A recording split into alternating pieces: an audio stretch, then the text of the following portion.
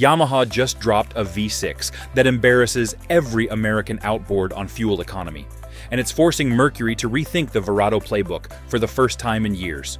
Here's what just changed. In independent tests, the new Yamaha F 300 uses roughly 20% less fuel at a typical cruise than a Mercury Verado 300. Over a normal 500-hour ownership window, that gap adds up to about $1,750 in fuel alone. Add maintenance intervals that are twice as long and systems that don't need supercharger inspection. And American brands just lost their efficiency defense. Mercury dealers are scrambling. Suzuki's value position just got stolen. Honda's outdated platform looks even worse.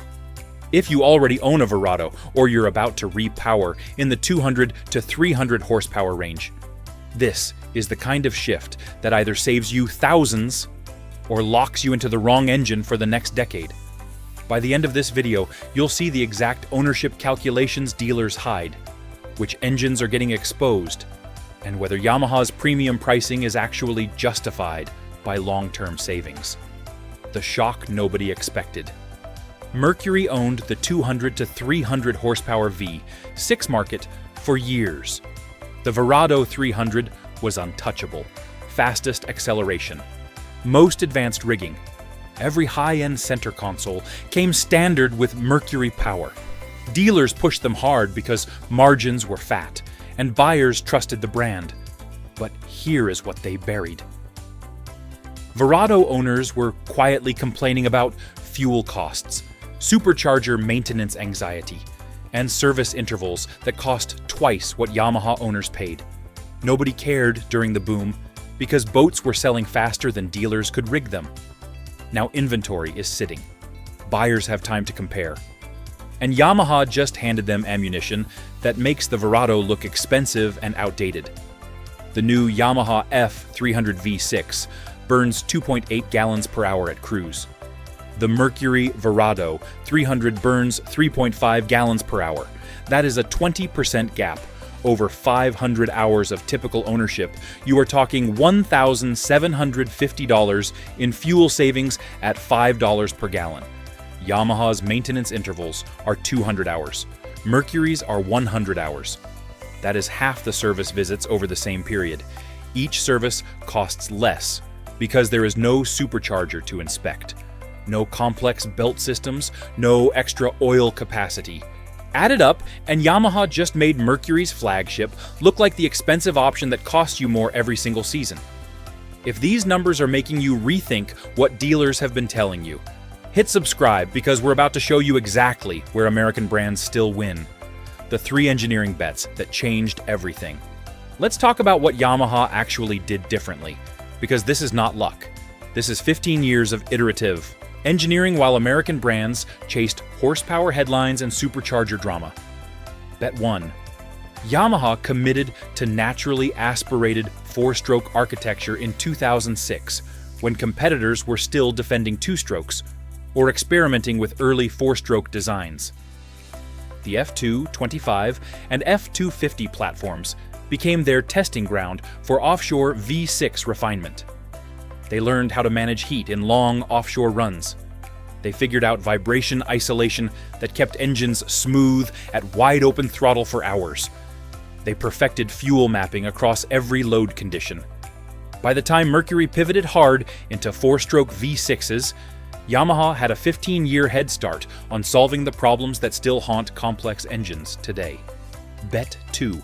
Variable valve timing instead of forced induction. Mercury chose superchargers to deliver instant torque. It worked. Verados punch hard off the line, but superchargers add weight, complexity, and another mechanical system that can fail. Yamaha's VVT adjusts valve lift and duration across the entire RPM range electronically. No belts, no bearings, no supercharger oil. The result is a flatter torque curve without the maintenance nightmare. Owners get strong acceleration without feeding a mechanical beast that needs inspection every 100 hours. Bet 3. Plasma fusion cylinder coating and extended service intervals. This is where Yamaha separated from everyone else.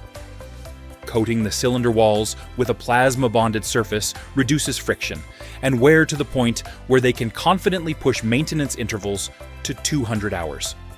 Mercury cannot do this because supercharger systems require more frequent inspection. Suzuki and Honda have not invested in the coating technology at scale. Yamaha did. And now they can promise half the service visits while delivering better fuel economy. That is not marketing. That is measurable cost savings every single season. The model's getting exposed. Mercury Verado 300. This is the engine taking the biggest hit. For years, dealers sold Verados on performance and reputation. Buyers paid the premium because everyone else was doing it. But now Yamaha is showing buyers the math. Higher fuel costs every single trip. More service visits every season. Supercharger complexity that makes every mechanic charge more per hour. And resale values that are starting to soften because used buyers are asking the same questions. Why would I pay nearly the same money for a used Verado when a new Yamaha costs less to own over 5 years? The trade Mercury offered was always clear. You pay for instant torque and advanced rigging. But the cost of that trade just went up because Yamaha made efficiency impossible to ignore. Suzuki DF300, the dark horse nobody talks about enough. Naturally aspirated like Yamaha, reliable, lighter than most competitors. But Suzuki's dealer network is thin in too many regions. You save money up front, but lose time and money when you need warranty work or parts. Yamaha's new V6 likely matches Suzuki's efficiency while offering better dealer support and more refined integration. Suzuki is not getting destroyed like Mercury, but they are losing the one advantage they had, being the affordable efficiency choice. Yamaha just took that position at a premium price point and backed it with a stronger service network. Honda BF 250, still running on an older platform, still reliable as gravity, but heavier and thirstier than modern competitors. Honda has not refreshed this engine in years, and it shows in every fuel economy comparison. Owners love them because they never catastrophically fail. But new buyers comparing specs are walking away because the efficiency gap is too wide. Yamaha's new V6 does not make Honda obsolete, but it makes Honda look outdated. And in a market where buyers have time to research and compare, outdated is expensive. The ownership math dealers hide. Let's run the numbers dealers do not show you on the whiteboard. Because this is where the better than American claim either proves itself or falls apart. Fuel costs over 5 years and 500 hours. Mercury Verado 300 at 3.5 gallons per hour, and $5 per gallon costs you $17.50 per hour. 500 hours equals $8,750 in fuel. Yamaha F 300 at 2.8 gallons per hour costs $14 per hour. 500 hours equals $7,000. The difference is $1,750. That is not a rounding error. That is a boat payment. That is new electronics. That is real money staying in your pocket instead of burning at wide open throttle. Maintenance costs over the same period. Mercury requires service every 100 hours at roughly $250 per visit. 5 services over 500 hours equals $1,250. Yamaha requires service every 200 hours. 2.5 services over 500 hours equals $625. But wait, Verado services cost more because oil capacity is higher, and supercharger inspection adds labor time. Real-world Verado service averages $300. Real-world Yamaha averages $225. That pushes the gap to $1,500 versus $562.50. You are saving nearly $1,000 over 5 years, just on scheduled maintenance. Resale value at 5 years. Yamaha 4-strokes hold 80 to 85% of original value with average hours and documentation. Mercury Verados hold strong but slightly softer because buyers price in supercharger risk and higher maintenance history. The gap is roughly 5 to 7% of original value. On a $25,000 engine, that is $1,250 to $1,750 more in your pocket when you sell. Now, drop A, like if you're realizing you might have overpaid on your last repower. Add it all. Fuel savings, $1,750. Maintenance savings, $1,000.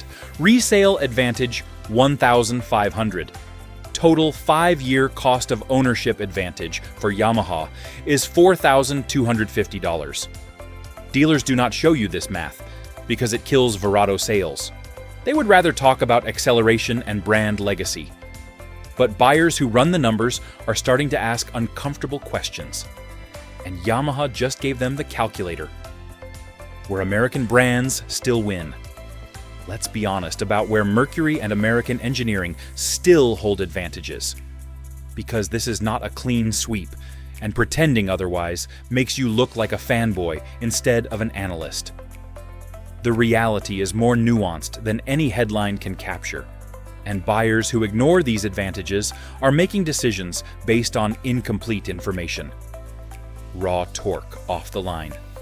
Mercury Verado's supercharger delivers instant grunt that naturally aspirated engines cannot match in the first 5 seconds of acceleration.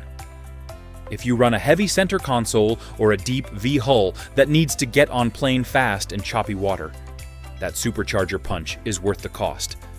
Yamaha's naturally aspirated engine is smooth and strong, but it does not slap you in the seat the same way.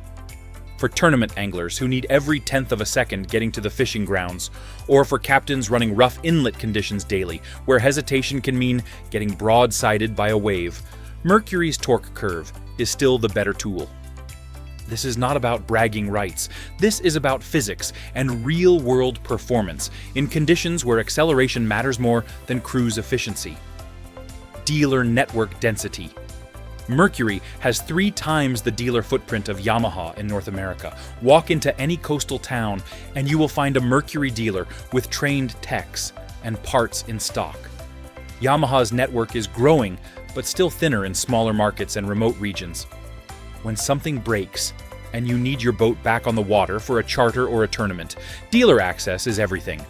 The most efficient engine in the world is worthless if you are waiting 2 weeks for parts or driving 200 miles to find a certified technician.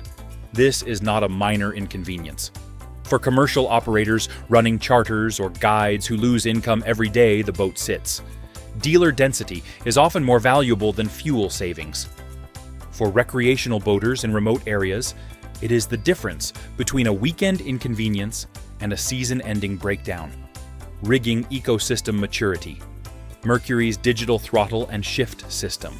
SmartCraft displays, joystick piloting for twin and triple installations, vessel view integration. Mercury built an entire digital ecosystem that works seamlessly across their engine lineup.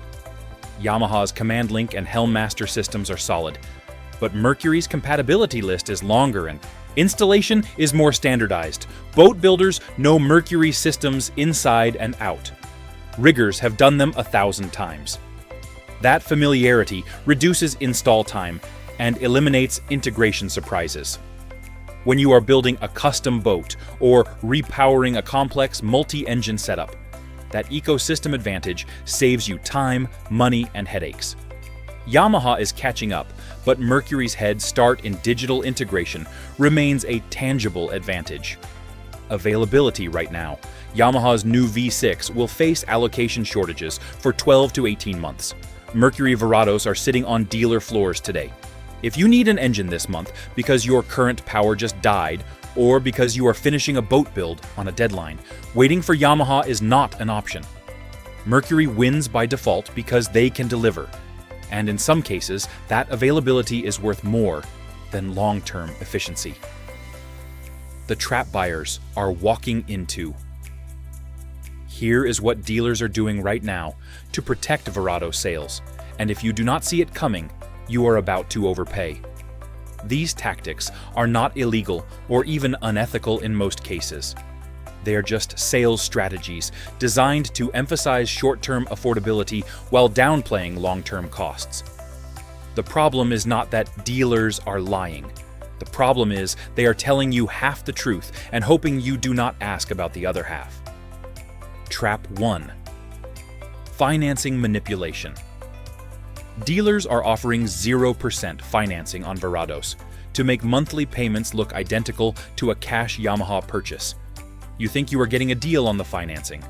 What you are actually getting is a more expensive engine with higher operating costs disguised by cheap money. The 0% rate makes the purchase feel affordable, but it does not change the fact that you will spend $1,750 more on fuel and $1,000 more on maintenance over 500 hours. Run the total cost of ownership over 5 years, not just the monthly payment. The financing game hides the fuel and maintenance bleed that cost you thousands. When the loan is paid off and you are still writing checks at the fuel dock every weekend, that 0% financing does not look like such a great deal anymore. Trap 2. Bundled rigging packages. Dealers are throwing in free rigging, free controls, free gauges to close Verado deals. These packages are worth $2,000 to $3,000 on paper, but they are burying that cost in the engine price and locking you into higher long-term operating costs. You are trading a one-time rigging discount for 5 years of higher fuel and maintenance bills. Do the math. The free rigging does not cover the efficiency gap. A $2,000 rigging package sounds generous until you realize you are spending $3,000 more on fuel and maintenance over the same period. The net result is you paid more, not less. Dealers know most buyers focus on the upfront discount and ignore the back-end bleed. Do not be that buyer. Trap 3. Brand loyalty pressure. Mercury has spent decades building emotional loyalty. Dealers lean on that hard. Everyone runs Mercury. Your buddy runs Mercury. The charter fleet runs Mercury. All true, but none of that changes the fact that you are spending $1,750 more on fuel and $1,000 more on maintenance over 500 hours. Loyalty is expensive when the numbers do not support it. There is nothing wrong with brand preference if you understand what you are paying for it. But if you are choosing Mercury because everyone else does without running the math, you are making an emotional decision with financial consequences. Trap 4. Downplaying Yamaha's service network. Dealers will tell you Yamaha parts take longer or Yamaha techs are harder to find. In some regions, that is true. In most coastal markets, it is a lie designed to keep you buying what they have in stock. Call your local Yamaha dealer before you believe a Mercury dealer's claims about service access. Verify it yourself. Do not let a dealer's inventory problem become your decision-making bias. What smart buyers are doing right now? If you are shopping for an outboard in this horsepower range, here is the sequence that saves you thousands. Step 1. Wait for Yamaha dealer stock to stabilize before paying full price. New model launches always create artificial scarcity. Dealers know allocation is tight. They know buyers are excited. They use that leverage to eliminate negotiation and add premiums. If you can wait 6 months, wait. Let early adopters pay the new model tax and work out any first-year production bugs. You will get a better price and a more proven engine. Step 2. Use this launch to hammer previous generation Yamaha pricing. Dealers are sitting on leftover F250s and F300s from the outgoing generation. They need to clear that inventory to make room for the new model. You can get a fantastic deal on last year's tech right now if you move fast. The performance gap between generations is marginal. The discount is substantial. For buyers who do not need the latest tech, this is the window. Step 3. Get real-world fuel consumption data from owners, not brochures. Every manufacturer publishes optimistic fuel economy numbers based on ideal conditions and perfect props. Go to owner forums. Ask people running these engines day in and day out what they see at the fuel dock. Real-world data beats marketing every time.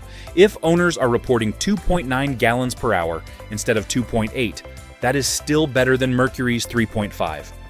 But you need to know the truth before you make the commitment. Step 4. Factor in local dealer support before you fall in love with specs. Walk into your nearest Yamaha dealer. Ask about parts availability. Ask how many certified techs they have. Ask how long warranty claims typically take. If the answers are weak or vague, The efficiency advantage might not be worth the service headaches.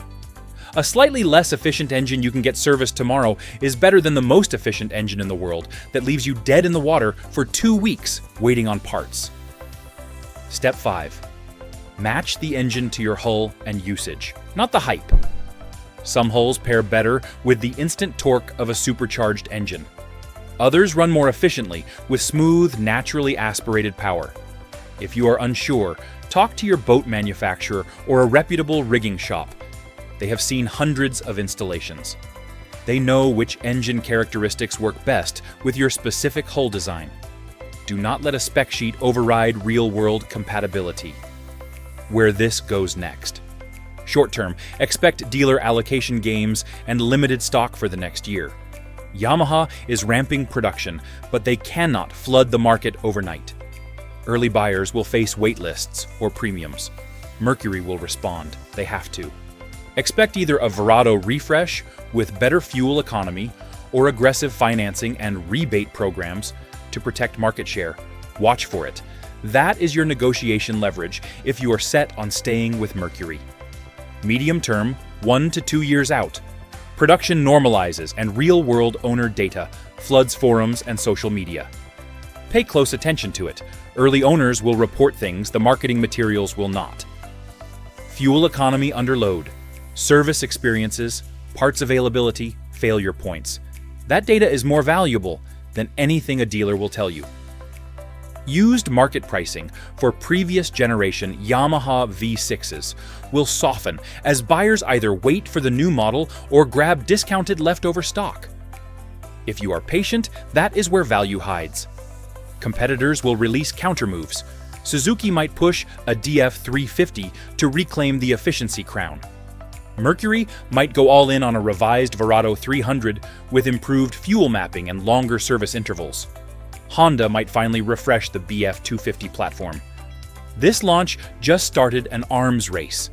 The next 2 years will show who can actually compete on efficiency without sacrificing performance. Wildcards that could reshape everything overnight. Environmental Protection Agency regulations could tighten faster than expected. If that happens, supercharged engines might face compliance issues that naturally aspirated designs avoid. That would give Yamaha a regulatory advantage that Mercury cannot engineer around quickly. Supply chain disruptions could hit Yamaha harder because their manufacturing is in Japan. One shipping delay or part shortage could create allocation nightmares that last months. And electric outboards, while still 5 to 10 years from seriously threatening this segment, are shifting buyer perception. Some buyers are hesitating on $25,000 internal combustion purchases because they are wondering if they should wait for electric to mature. That hesitation creates demand softness that benefits patient buyers with negotiation leverage. The truth dealers will not say out loud, "Better than American" depends entirely on what you optimize for. Yamaha wins on fuel efficiency, maintenance costs, and long-term ownership math. Mercury wins on raw acceleration, dealer network density, and rigging ecosystem maturity. Suzuki wins on value and weight. Honda wins on bulletproof reliability reputation. There is no universal winner. The best outboard is the one that matches your priorities, your usage pattern, and your local support infrastructure. But here is what dealers are hiding. The gap just got wider. Yamaha did not just release another engine. They released proof that naturally aspirated efficiency can compete with supercharged performance while costing thousands less over a typical ownership period. That forces every buyer to ask a question Mercury does not want asked. Am I paying for performance I actually need, or am I paying for brand loyalty and dealer convenience? Smart money does not chase headlines. Smart money runs the numbers, calls local dealers, verifies service capacity, and makes a decision based on total cost of ownership and real-world fit. The worst decision you can make is buying based on what everyone else runs, or what the dealer has in stock today. 5 years from now, when you are writing checks for fuel and service, the only opinion that matters is whether you made the right financial call for your situation. What are you seeing at your dealers?